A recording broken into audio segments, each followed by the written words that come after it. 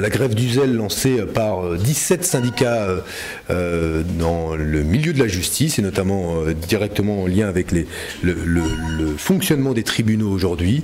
Rappelez que la carte judiciaire a conduit à la suppression de 150 tribunaux et qu'aujourd'hui, comme c'est souligné là encore dans plusieurs journaux ce matin, la France se situe au 35e rang sur 43 dans une étude comparative réalisée en Europe en 2008 s'agissant du budget de la justice rapporté au nombre d'habitants.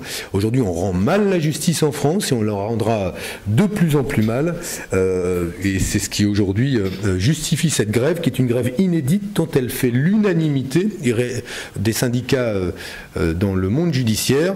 Et je ne pense pas que les déclarations de Brice Hortefeux, contredites par François Fillon, ce qui illustre chaque semaine un peu plus que c'est le foutoir au gouvernement, mais que les déclarations de Brice Hortefeux qui préfère faire rendre la justice par le peuple plutôt que par les juges et les magistrats, dénonçant là le travail des magistrats pour prétendre que la justice rendue par le peuple serait plus juste, en quelque sorte, que celle rendue par les magistrats. Je ne pense pas que ce ministre de l'Intérieur, qui s'autoproclame ministre de la Justice, remplace Michel Alliot-Marie, se fait contredire par François Fillon. Je ne pense pas que ces déclarations améliorent non seulement les conditions dans lesquelles on va rendre la justice, mais la relation entre les professionnels de la justice et ce gouvernement. C'est une semaine à nouveau décisive pour la majorité des Français, puisque je vous le rappelle, dans tous les sondages, la majorité des Français est opposée au recul de l'âge légal de départ à la retraite, pour une raison simple que je rappelle, c'est que les conséquences des réformes Fillon et Balladur, 2003 pour Fillon, 1994 pour Balladur,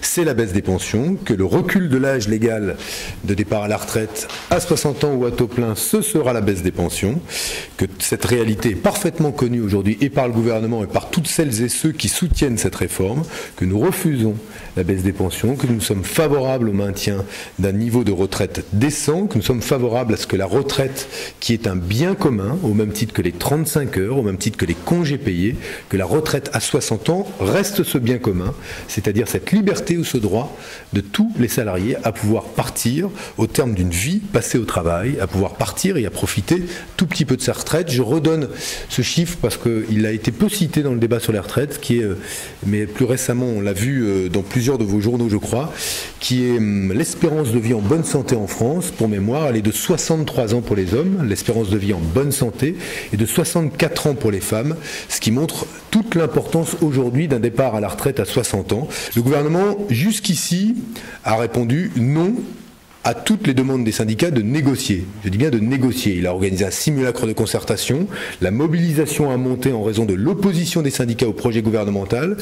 Après chaque mobilisation, alors que celle-ci elle est crescendo, le gouvernement a maintenu sa position, la changeant à la marge sur la pénibilité, en l'occurrence pas la pénibilité, l'invalidité, et ne modifiant pas fondamentalement ce qu'est son projet. Donc nous verrons, après le 23, la réussite, je l'espère, de cette journée de mobilisation, ce que seront les formes d'action que choisiront les syndicats et les organisations qui sont associés à cette mobilisation selon la réponse du gouvernement, mais il est clair que nous sommes, nous, inscrits, en tout cas c'est notre volonté, dans une mobilisation qui, si elle doit être durable, le sera, et notre objectif est de faire reculer le gouvernement. Je le dis pourquoi, et je le rappelle, parce que comme l'avait dit le président de la République lui-même, il n'avait pas mandat du suffrage universel pour remettre en cause la retraite à 60 ans.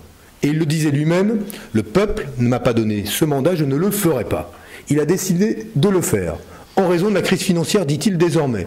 Ce qui montre quoi?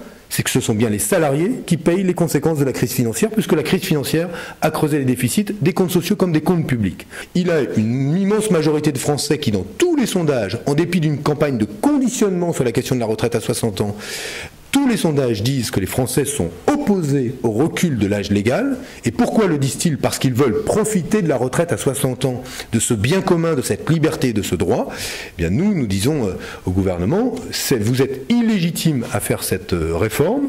Et c'est pour ça qu'il est important que la mobilisation sociale réussisse. Et c'est pour ça que nous la soutenons et nous espérons que le gouvernement reculera. Parce qu'il n'a pas mandat pour le faire, il devrait soumettre la principale de ces mesures à référendum. Aux Français, voulez-vous, oui ou non, reculer l'âge légal?